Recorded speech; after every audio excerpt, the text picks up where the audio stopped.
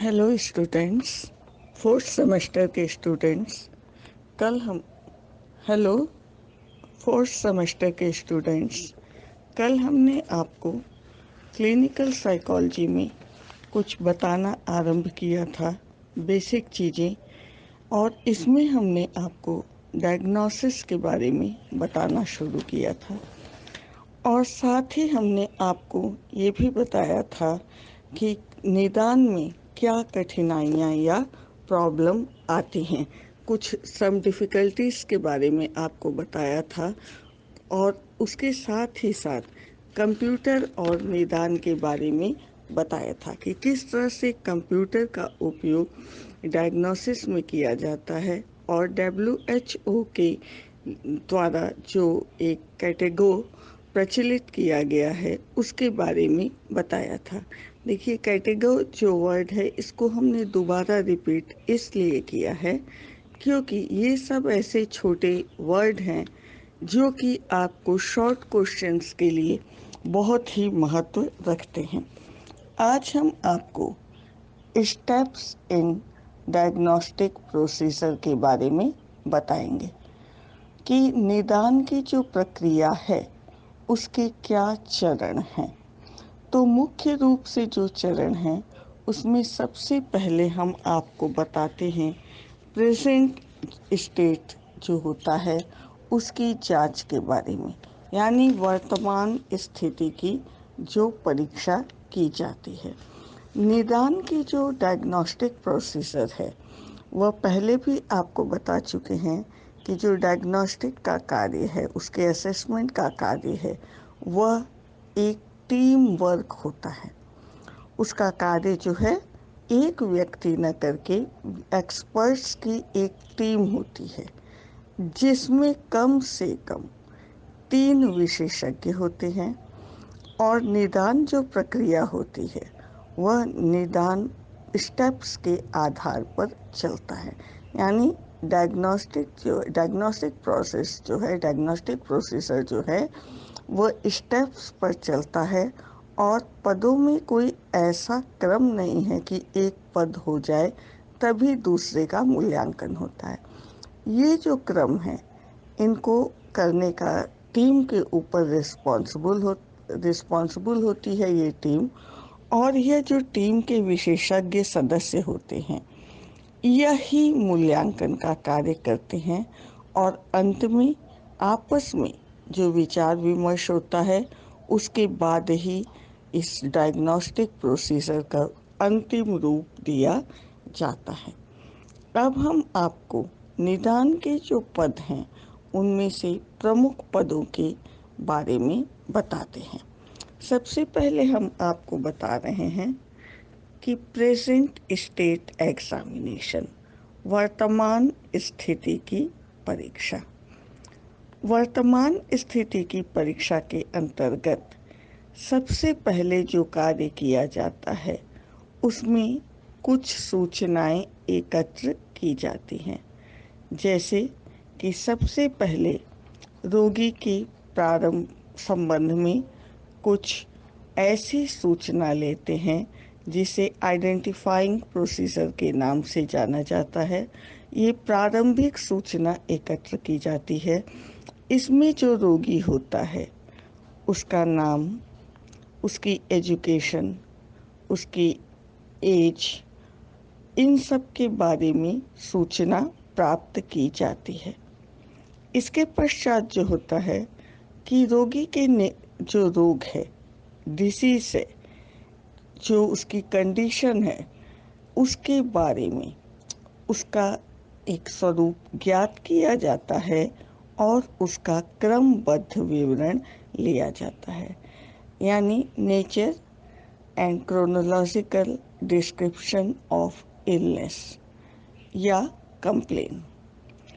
उसकी बीमारी के बारे में या जो सूचनाएं हैं उसके बारे में एक विवरण प्राप्त किया जाता है और उसे नोट किया जाता है। इसी में जो है कि रोगी का व्यक्तिगत इतिहास, इसके बारे में सूचनाएं प्राप्त की जाती हैं और रोगी के परिवार का जो कंस्ट्रक्शन है, उसकी फैमिली स्ट्रक्चर जो है और उसकी गत्यात्मकता के बारे में।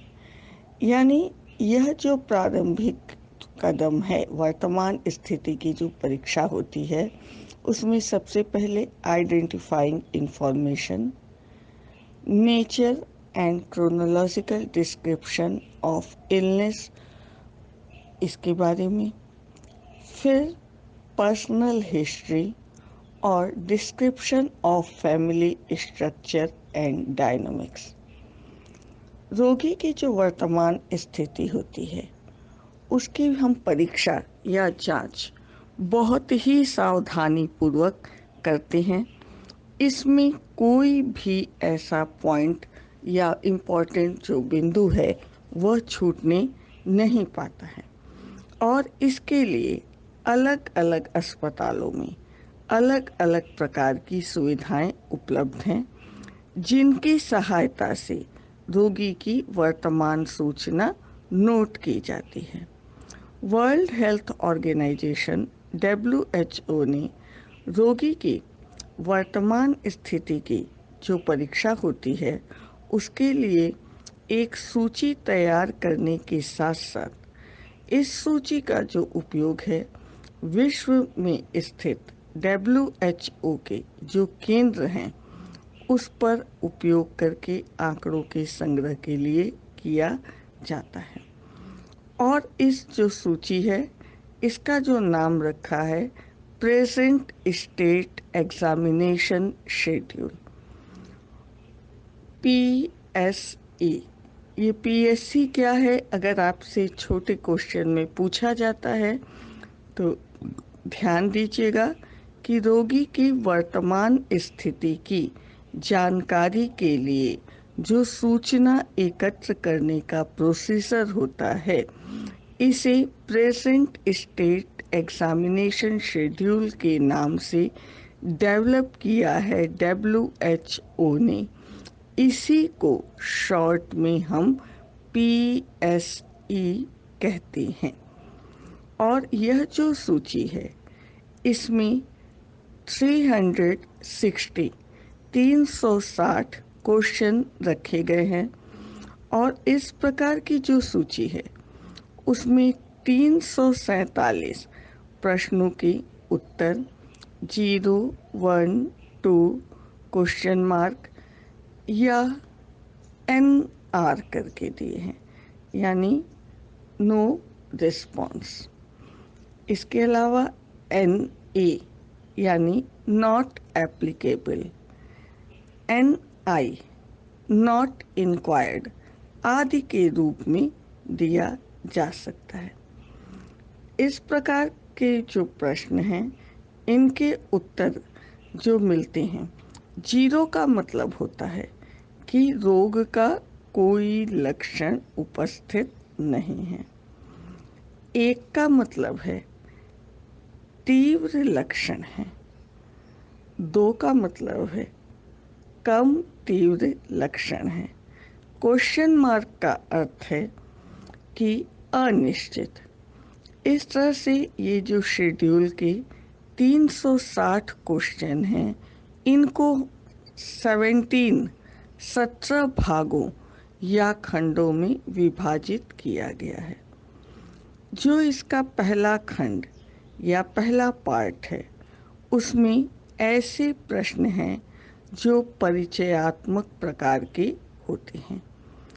और जो दूसरा खंड है, उसमें रोगी के इंटरेस्ट के संबंध में प्रश्न रखे गए हैं।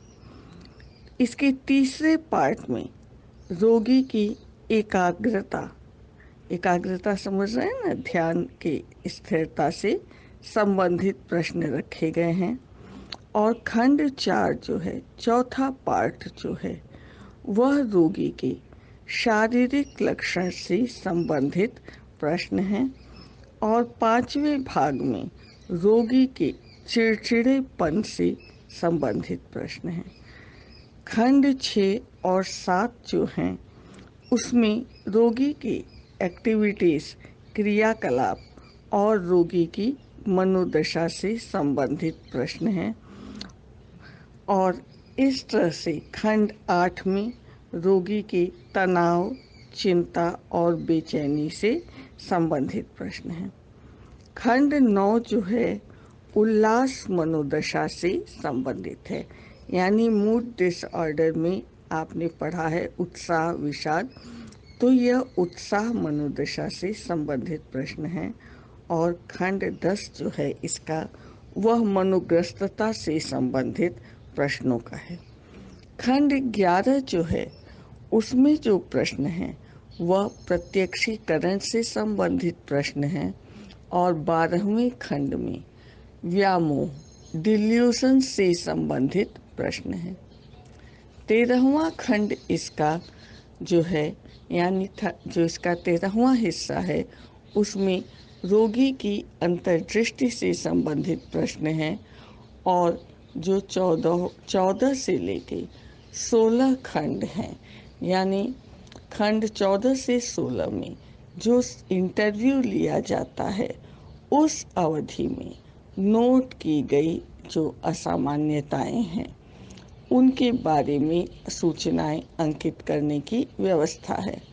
और 17वां जो खंड है सूचनाओं की विश्वसनीयता से संबंधित है।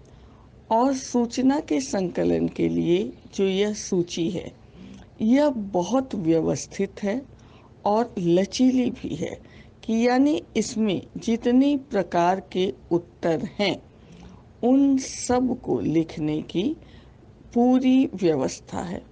और इसमें जो प्रश्न हैं वह संरचित और असंरचित दोनों प्रकार के प्रश्न हैं। तो यानी एक तरह से हमने देखा कि जो सूची WHO ने तैयार की है उसमें कुल 17 भाग हैं। और यह जो सूची के जो भाग हैं इनके प्रश्नों के जो उत्तरों के विकल्प हैं वह भी 0, 1, 2, क्वेश्चन मार्क, NR और NA से संबंधित हैं। साथ ही साथ विभिन्न खंड जो हैं परिचयात्मक प्रश्न, रुचि से संबंधित प्रश्न, एकाग्रता से, अंतर्दृष्टि से, सूझ से, मनोदशा से संबंधित, उल्लास से संबंधित, प्रत्यक्षीकरण से संबंधित और संरचित और असंरचित दोनों प्रकार के प्रश्न की व्यवस्था की गई है। इस जो निदान प्रक्रिया होती है इसमें जब वर्तमान स्थिति की परीक्षा होती है इसके पश्चात चिकित्सकीय मूल्यांकन यानी मेडिकल असेसमेंट का कार्य होता है।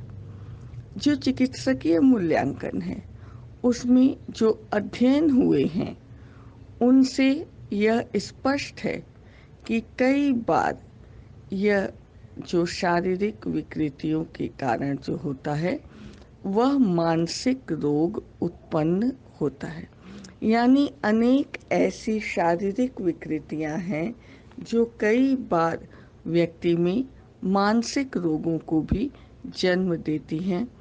और यह जो चिकित्सकीय मूल्यांकन होता है इसमें शारीरिक और स्नायुविक परीक्षण करके या मूल्यांकन करने का प्रयास किया जाता है कि जो मानसिक रोगी है उसके जो रोग का कारण है क्या वह रोग का कारण शारीरिक विकृतियां तो नहीं है।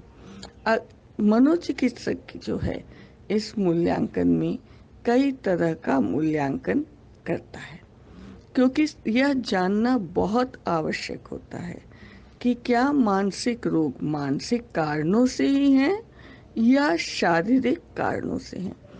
तो इसको जानने के लिए चिकित्सकीय मूल्यांकन किया जाता है और यह देखने का पूर्ण प्रयास किया जाता है कि जो रोग पाए जा रहे हैं, जो रोग के लक्षण हैं, क्या उसके पीछे कोई शारीरिक विकृति तो नहीं है।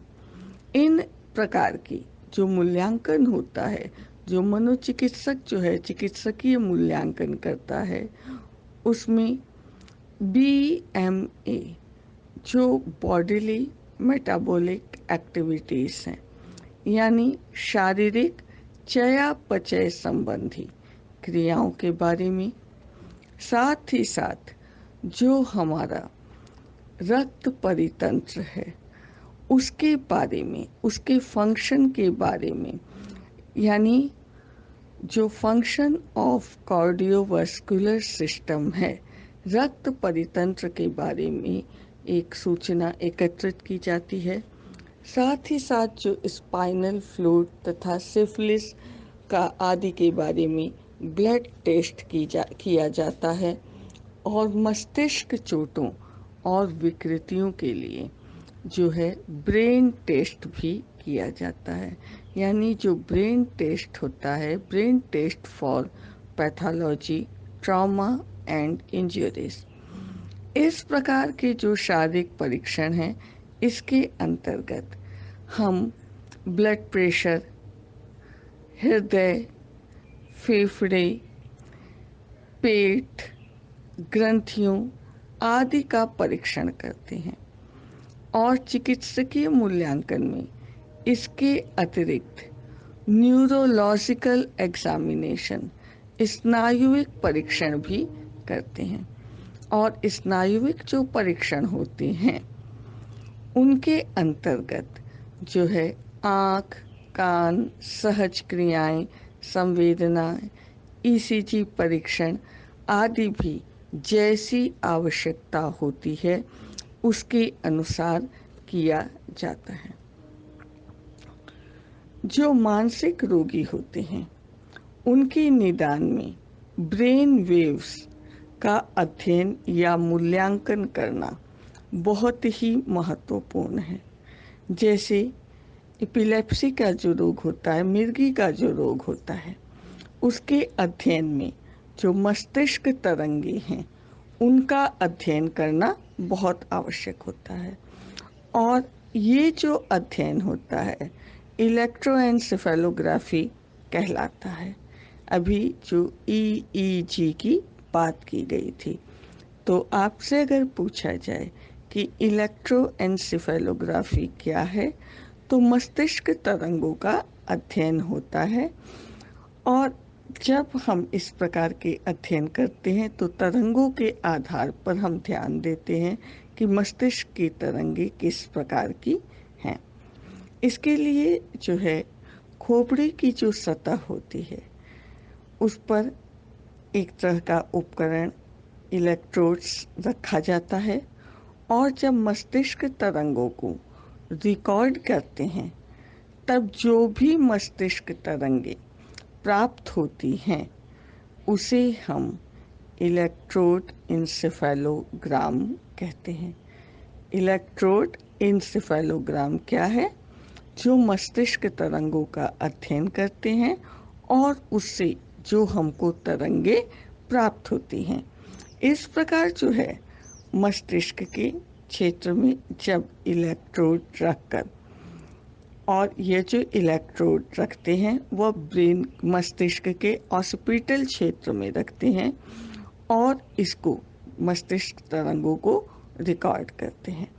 और यह जो प्राप्त EEG को जो है जो ज्ञात होता है वह ऑसिपिटल इलेक्ट्रोएन्सेफेलोग्राफ कहा जाता है। मस्तिष्क तरंगे जो होती हैं मुख्यतः 4 प्रकार की होती हैं। अल्फा ब्रेन वेव्स, अल्फा मस्तिष्क तरंगे, बीटा ब्रेन वेव्स, बीटा मस्तिष्क तरंगे, गामा ब्रेन वेव्स, गामा मस्तिष्क तरंगे और डेल्टा ब्रेन वेव्स। और इस तरह से ये मस्तिष्क तरंगे जो प्राप्त होती हैं ये अलग अलग मानसिक रोगों से संबंधित होती हैं। तो जो मस्तिष्क विकृतियों का एक तरह से जो अध्ययन होता है वह आसान नहीं होता है और मस्तिष्क से संबंधित आजकल कुछ ऐसे भी परीक्षण हैं जैसे कि बायोकेमिकल टेस्ट, कैट स्कैन। तो आप ध्यान दीजिएगा कि बायोकेमिकल टेस्ट भी मस्तिष्क से संबंधित हैं, कैट स्कैन भी मस्तिष्क से संबंधित हैं। यह कुछ छोटे छोटे नाम ऐसे हैं जो शॉर्ट क्वेश्चन के लिए स्टूडेंट्स आपको प्रिपेयर करते हैं कि आप इनके बारे में जानिए और इनके बारे में पूछा जाए तो आप समझकर उत्तर दीजिए। अब हम आपको मनोवैज्ञानिक मूल्यांकन के बारे में बताना शुरू कर रहे हैं। साइकोलॉजिकल जो असेसमेंट होता है उसमें जो है मनोरोग के जो निदान किया जाता है उसमें मनोवैज्ञानिक मूल्यांकन का बहुत अधिक महत्व है और अनेक ऐसे प्रमाणीकृत मनोवैज्ञानिक परीक्षणों का उपयोग इसके लिए किया जाता है। हम किसी भी परीक्षण का उपयोग नहीं करते हैं, हम इसके लिए एक स्टैंडर्डाइज्ड टेस्ट का उपयोग करते हैं और यह मानसिक रोगों के निदान के लिए किया जाता है। इस प्रकार के जो मानकीकृत परीक्षण होते हैं, प्रमाणीकृत परीक्षण होते हैं, वह जो परीक्षण होते हैं वह सर्वमान्य होते हैं।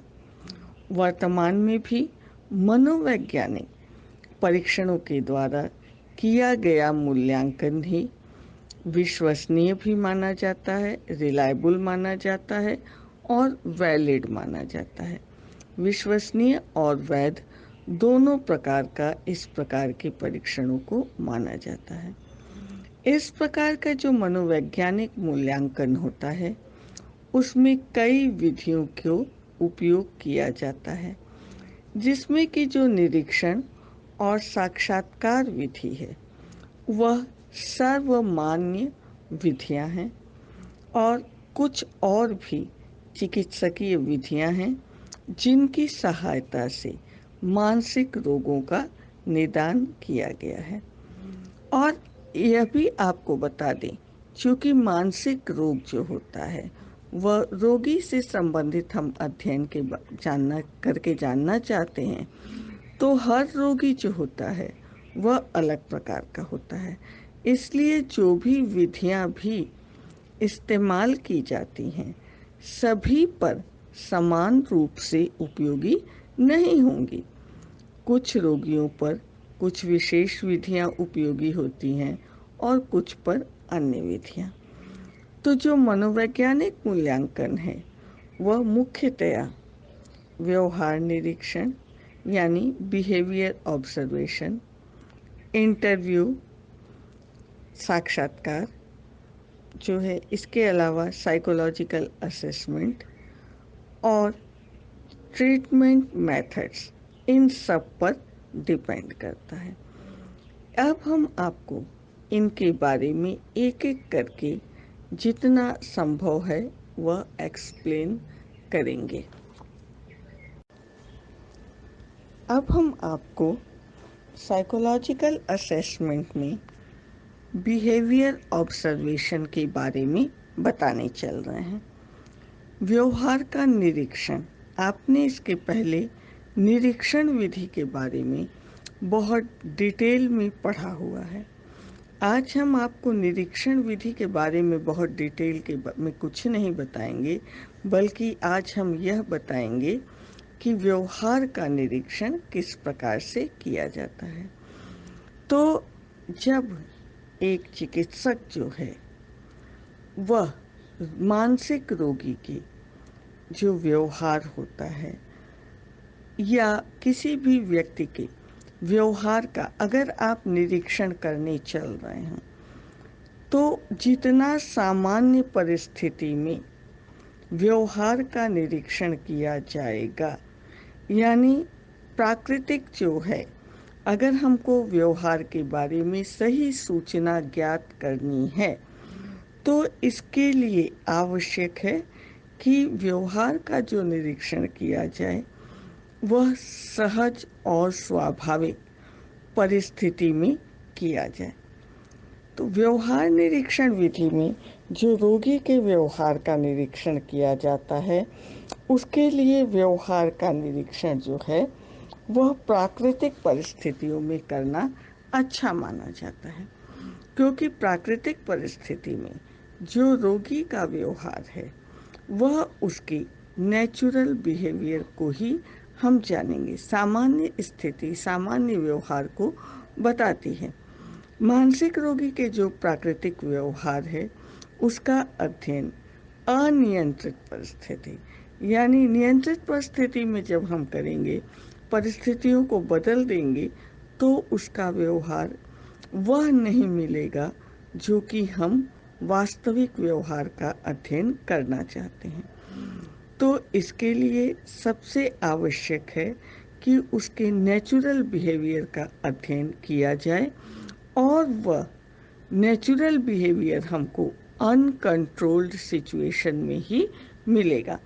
जब हम सिचुएशन को कंट्रोल कर देते हैं तो हम मानसिक रोगी के जिस व्यवहार का गहन अध्ययन करना चाह रहे हैं वह अध्ययन हमारा करना संभव नहीं होता है। तो इसलिए यह आवश्यक है कि अनियंत्रित परिस्थिति में व्यवहार का अच्छे ढंग से निरीक्षण किया जाए, और इस व्यवहार के निरीक्षण के लिए निरीक्षण विधि बहुत ही उपयोगी होती है, और यह काफ़ी समय से प्रचलित विधि है। इसके द्वारा जो है बच्चों के व्यवहार का अध्ययन और अधिक संभव होता है, और यह उस समय बहुत अधिक अच्छा होता है जब हम किसी बच्चे के बारे में अध्ययन कर रहे हैं।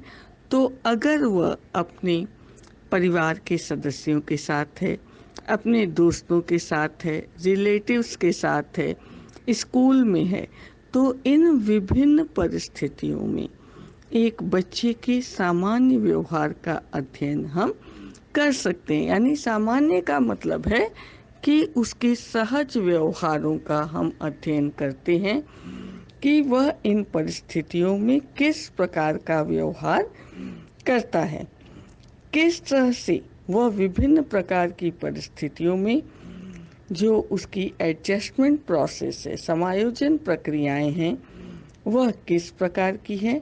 और इस तरह से जब हम सहज या स्वाभाविक वातावरण में व्यक्ति या रोगी के व्यवहार का अध्ययन करते हैं तो उसके बारे में हमको पूर्ण, सहज और स्पष्ट सूचनाएं प्राप्त होती हैं।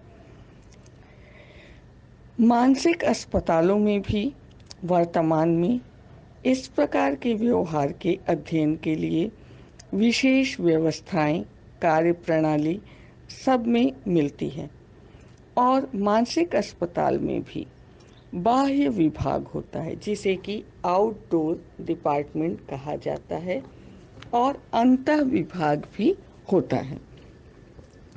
जब प्राकृतिक परिस्थितियों में रोगी का व्यवहार अध्ययन किया जाता है तो एक निरीक्षण जो होता है वह बाह्य और आंतरिक दोनों विभागों में किया जाता है, और आवश्यक व्यवहार प्रतिमानों का अध्ययन जो होता है वह 5 पॉइंट स्केल के द्वारा किया जाता है, 5 बिंदु मापनी के द्वारा भी किया जाता है।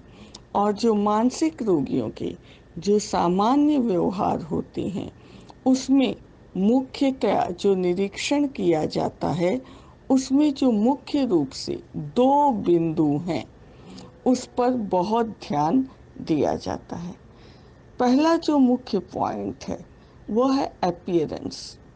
अपीयरेंस यानी रोगी को जो देखकर समझ में आता है, यानी जो मानसिक रोगी है उसके जो वस्त्र हैं, उसकी वेशभूषा है, वह किस प्रकार की है।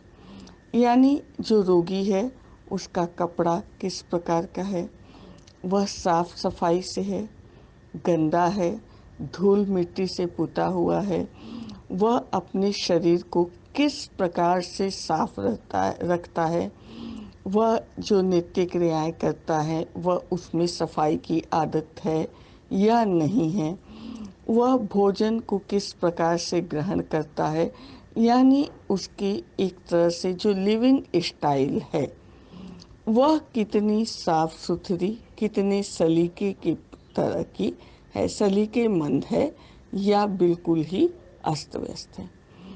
मानसिक जो रोगी होता है उसके बारे में जो वेशभूषा है उस संबंध में यह भी अध्ययन करके ज्ञात किया जाता है कि क्या जो रोगी है वह उसके जो कपड़े हैं वह उसको कब चेंज करता है। गंदे हो गए हैं तो कहने पर बदलता है या अपने मन से ही वह ऐसी सफाई करता है। और अगर जो रोगी है वह साफ सुथरा रहता है तो इसके लिए उसे किस प्रकार का निर्देश मिलता है, नहीं मिलता है। यानी रोगी के लिए यह देखना एक निरीक्षणकर्ता के लिए बहुत आवश्यक है कि उसको किस प्रकार के इंस्ट्रक्शन प्राप्त हैं। साथ ही साथ जो रोगी है वह अपने बारे में कितना अवेयर है, वह कितना ज़्यादा अपनी वेशभूषा, खान पान, नित्य क्रियाएं, यानी एक सीधी सहज सी बात है कि एक व्यक्ति जो अपनी साफ सफाई, कपड़े, आदतों, क्रियाओं इन पर ध्यान देता है, इट मीन्स वह काफ़ी हद तक अपने बारे में सहज है, सामान्य है, उत्सुक है। कई बार ऐसा होता है कि इंस्ट्रक्शन दिए जाने पर रोगी अपने को चेंज करता है, कपड़े चेंज करता है, निर्देश पर बदलता है। कई बार निर्देशों के बावजूद भी वह साफ सफाई इन सब पर ध्यान नहीं देता है। तो यह देखना एक निरीक्षणकर्ता के लिए बहुत आवश्यक है कि क्या रोगी स्वयं से इस बारे में उत्सुक है, उसको निर्देश मिल रहे हैं या नहीं मिल रहे हैं। और यह भी देखा जाता है कि जो रोगी है वह सफाई या अपने आप को मेंटेन करने में समय देता है और क्या वह केवल इसके द्वारा अपना केवल टाइम स्पेंड करता है या उसकी या ये उसकी वास्तविक रूटीन है।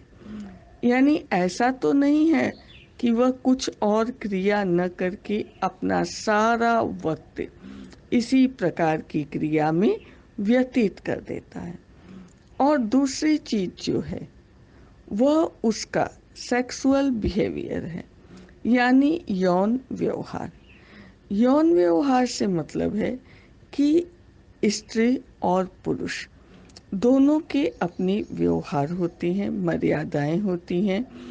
और व्यवहार का निरीक्षण इसलिए भी किया जाता है कि वह किस प्रकार के व्यवहारों को कर रहा है। जैसे कि जो रोगी है उसके व्यवहार का जब निरीक्षण करते हैं तो यह देखा जाता है कि अगर वह महिला है तो वह किस प्रकार के लोगों के प्रति आकर्षित होती है, और पुरुष है तो वह किस प्रकार आकर्षित होता है। यानी यह जो अपोजिट अट्रैक्शन है उनमें किस प्रकार का है। साथ ही साथ अपोजिट अट्रैक्शन ही बहुत मायने नहीं रखता है कि जो रोगी का जो व्यवहार है वह अपोजिट सेक्स के साथ किस प्रकार का व्यवहार वह कर रहा है।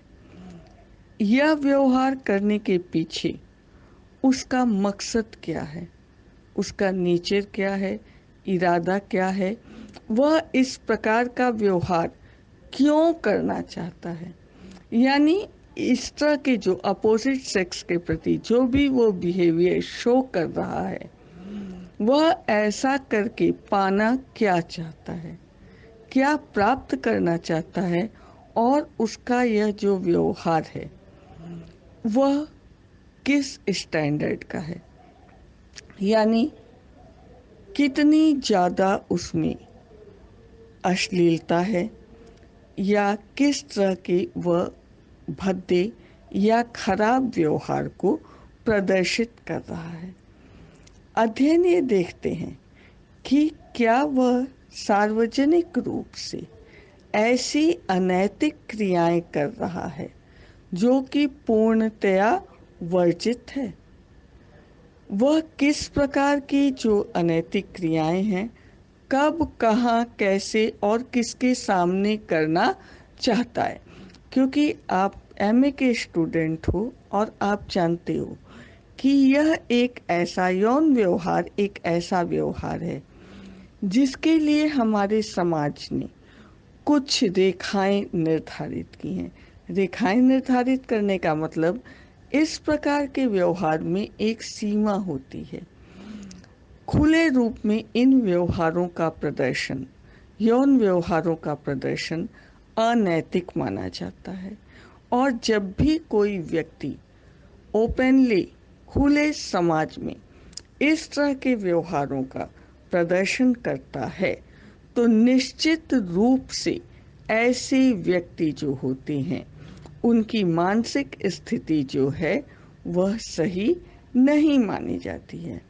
तो क्या जो रोगी है वह सबके सामने अपने वस्त्रों पर ध्यान नहीं दे रहा है, अपने अंगों पर ध्यान नहीं दे रहा है, वह अपने वस्त्रों को जानबूझकर हटाता है या अनैतिक क्रियाएं करता है, तो इस तरह का जो व्यवहार होता है वह पूर्णतया रोगी की मानसिक विकृति को दर्शाता है।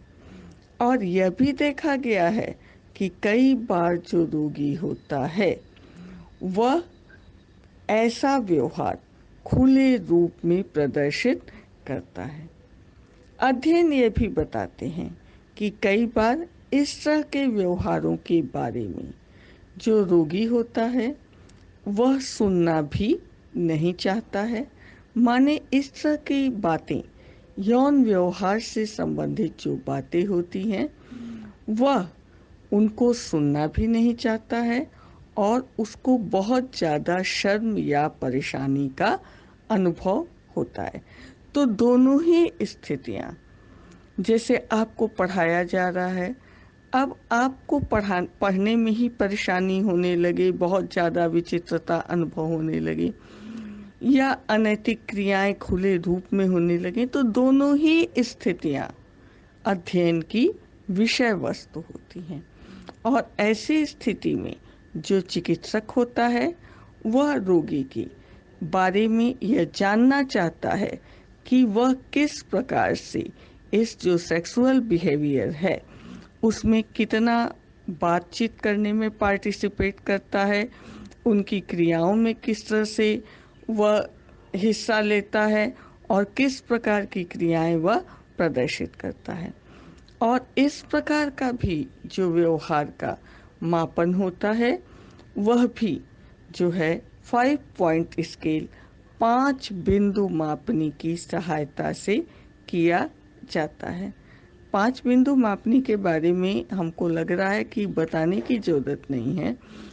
5 बिंदु मापनी या 5 पॉइंट स्केल जो होते हैं उसमें व्यवहार से संबंधित जो भी स्टेटमेंट होते हैं उसका उत्तर 5 प्रकार की जो अनुक्रियाएं विकल्प होती हैं उसमें से किसी एक विकल्प पर दिया जाता है। यानी एक कॉन्टिन्यूम पर, एक सातत्य पर 5 बिंदु रखे जाते हैं और यह देखा जाता है कि रोगी जो है अपना उत्तर किस प्रकार के बिंदु पर उसके निरीक्षण को हम प्राप्त करते हैं। यानी एक अध्ययनकर्ता व्यवहार का निरीक्षण करता है और उसके व्यवहार को इन 5 पॉइंट्स पर स्केलिंग करता चलता है।